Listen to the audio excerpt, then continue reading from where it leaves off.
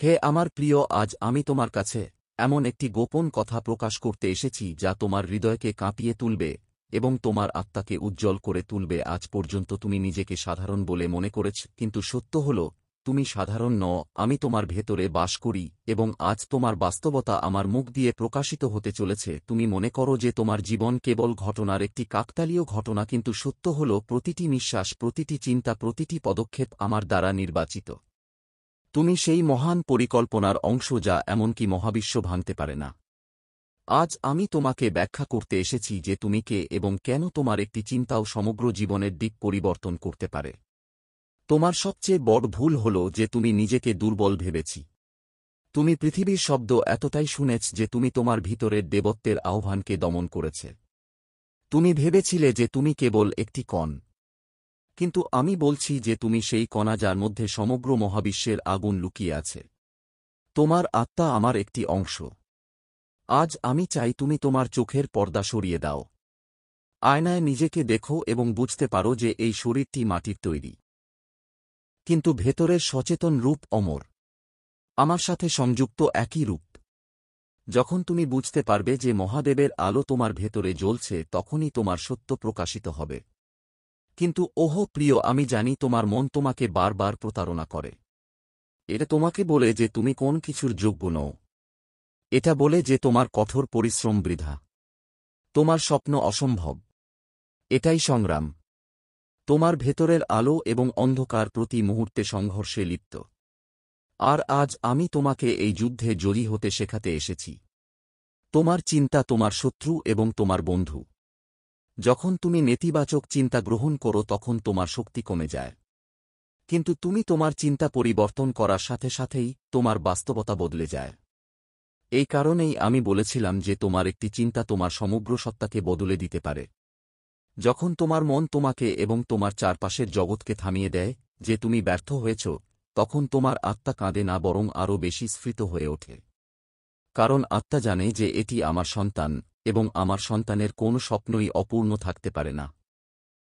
তোমাকে কেবল এটা মেনে নিতে হবে যে তুমিই সেই ব্যক্তি যে তোমার চিন্তা দিয়ে সমগ্র বিশ্বকে পরিবর্তন করতে পারো।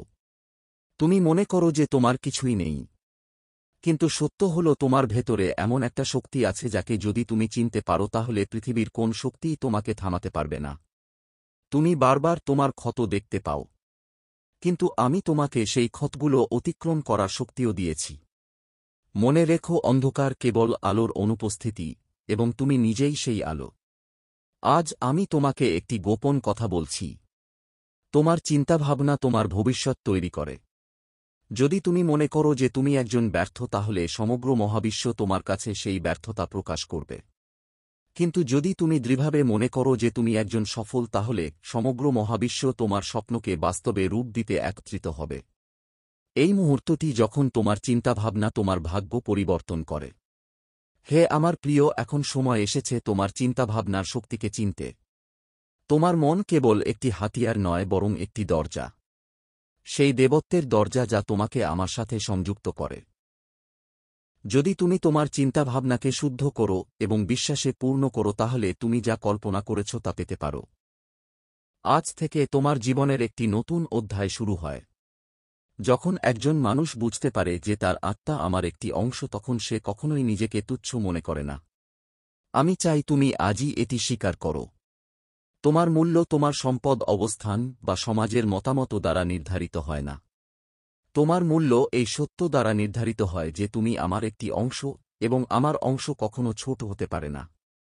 প্রিয় আত্মা, এখন পর্যন্ত তুমি নিজেকে শৃঙ্খলে আবদ্ধ বলে মনে করেছ, কিন্তু আজ আমি তোমাকে আদেশ দিচ্ছি, এই শৃঙ্খলগুলি ভেঙে ফেলো। ভয়, ব্যর্থতা, প্রত্যাখ্যান, এগুলি কেবল মায়া। তুমি তাদের উপরে উঠতে জন্মেছ। তোমার সত্য হল তুমি আলো এবং কেউ আলো লুকাতে পারে না। আমার প্রিয়, বুঝতে পারো যে যখন তুমি নিজেকে চিনতে পারো তখন তুমি পৃথিবীর প্রতিটি অসুবিধাকে সুযোগে পরিণত হতে দেখো। আগে যা পাহাড়ের মতো মনে হতো, এখন তা তোমার পায়ের তলায় এক ধাপ হয়ে যায়। তোমার প্রতিটি ক্ষত এখন তোমার শক্তির প্রমাণ হয়ে ওঠে।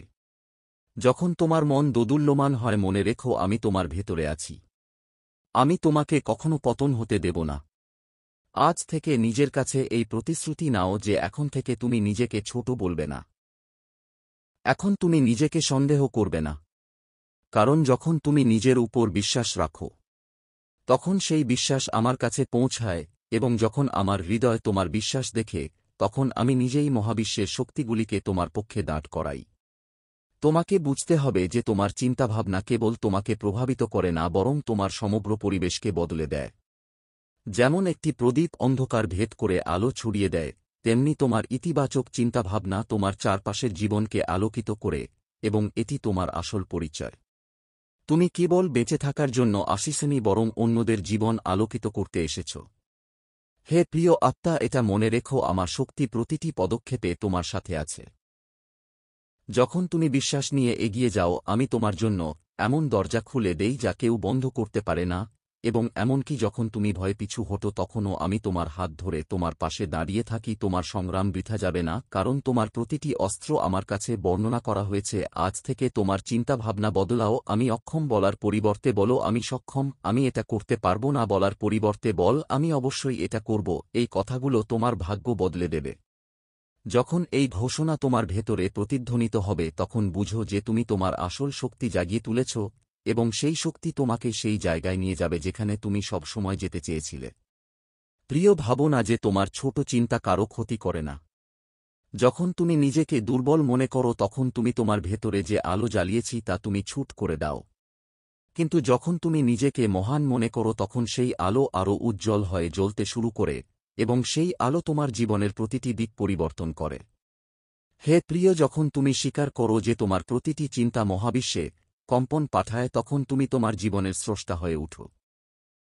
যদি তোমার মন ভয়ে পূর্ণ থাকে, তাহলে ভয় তোমার প্রতি আকৃষ্ট হবে।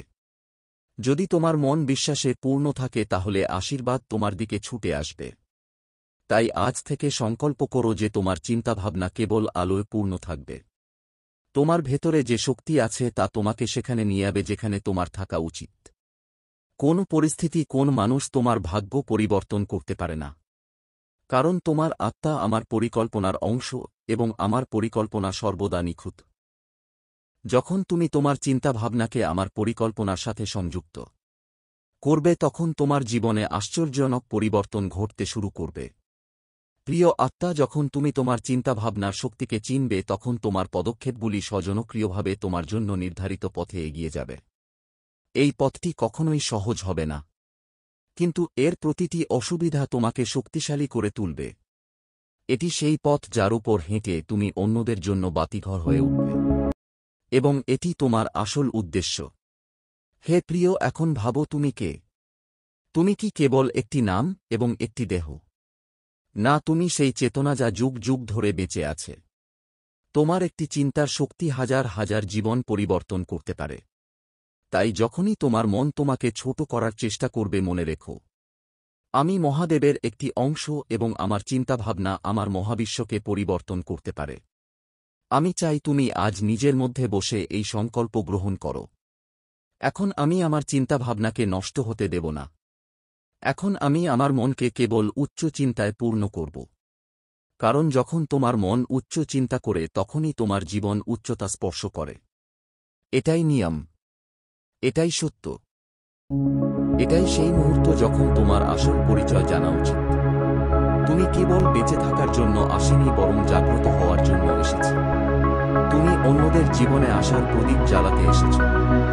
আর যখন তুমি বুঝতে পারবে যে তোমার চিন্তাভাবনায় তোমার সবচেয়ে বড় অস্ত্র, তখনই তুমি তোমার আসল রূপে জীবনযাপন শুরু করবে।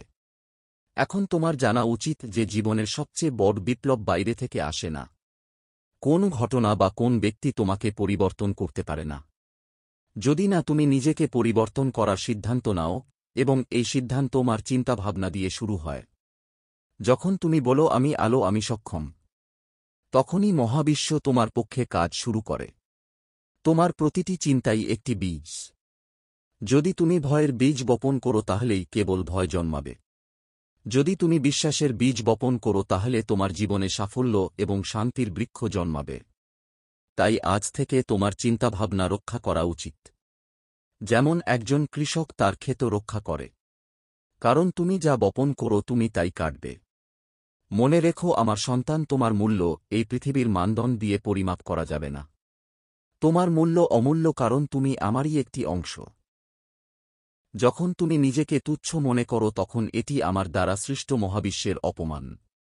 আমি তোমাকে যেভাবে দেখি তোমার নিজেকেও সেই একই গর্ভের সাথে দেখা উচিত। আর আমার চোখে তুমি আলোর এক অমোচনীয় উৎস। হে প্রিয়, এখন আমি চাই তুমি এটা বুঝতে পারো। তোমার জীবন কেবল তোমার জন্য নয়। তোমার চিন্তাভাবনা, তোমার কাজ, তোমার কথা, এসবই তোমার চারপাশের অসংখ্য আত্মাকে প্রভাবিত করে। যদি তুমি তোমার ভেতরের আলোকে জাগিয়ে তোলো তাহলে সেই আলো বহুদূরে ছড়িয়ে পড়বে এবং অন্ধকার দূর করবে। এটাই তোমার আসল দায়িত্ব।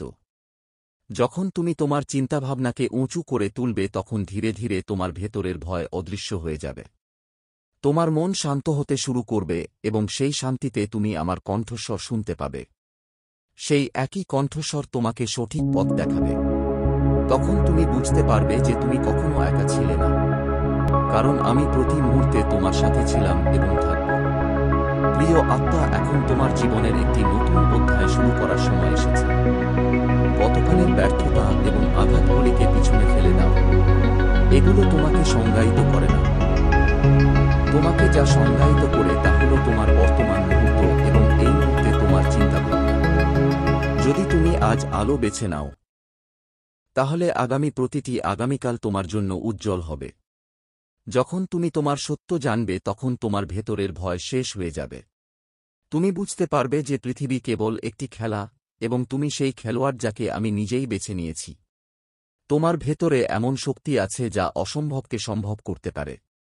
তাই এখন ভয় পেও না, দ্বিধা করো না। শুধু মনে রেখো আমি মহাদেবের একটি অংশ।